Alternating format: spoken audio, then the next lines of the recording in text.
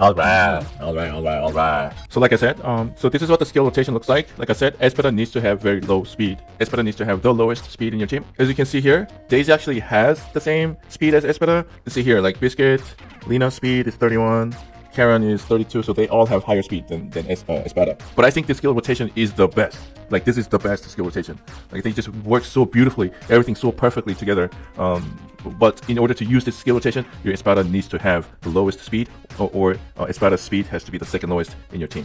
Like, so just be careful when you're gearing her up so that she does not gain any speed from her equipment. As you can see, there's no speed coming from the equipment. And it should be fine with Daisy as well. Daisy shouldn't need any speed either. So it should be just the front row. Like, Biscuit will need some speed in her gear, right? Lena should have some speed in her gear as well, speed 8.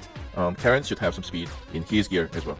You should have like tons of these 2% damage boost rings, right?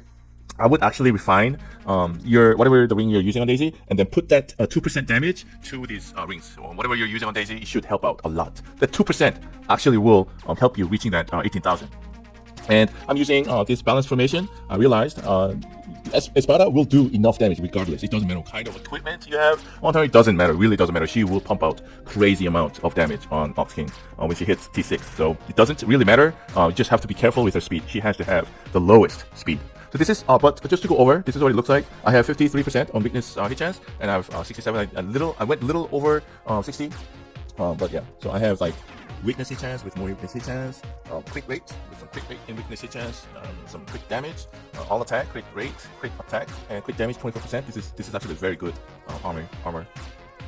And all attack, weakness hit chance, quick rate. So I'll say like I have 2 decent equips on Espada, and 2 are like just okay. This one is just okay. It just gives 4% and 5% weakness hit chance. That's it. So the ring, it doesn't really matter. I just gave her this heals HP equal to 18% of the caster's max HP when HP falls to 50% lower. But I don't think this is really necessary. Like, I just don't fail. Like, I hardly ever see my team failing Ox King 15.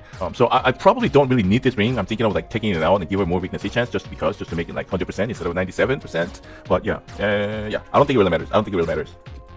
Daisy is kind of tricky to gear up. You would want crit rate, as much crit rate as possible. So here it is, crit rate with more crit rate on attack and more crit rate and crit damage. And this one, I had to give her more attack, so I took out the damage taken reduction, primary substat armor piece, and gave her just all attack and crit damage. So I'm using only 1 damage taken reduction on her, but this was okay. Like this is just fine. After making her T2, right, things will get easier.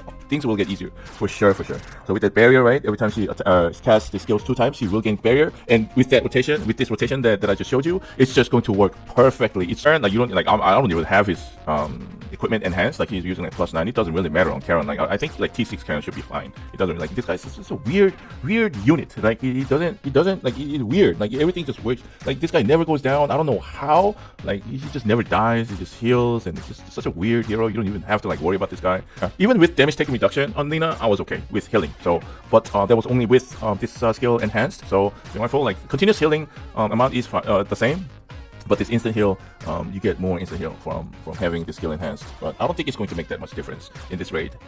Biscuit, you probably need at least T2 and these skills enhanced. This is just so huge. You need that 20% damage reduction from the boss, unless it's going to be very, very difficult. So at least T2 Biscuit.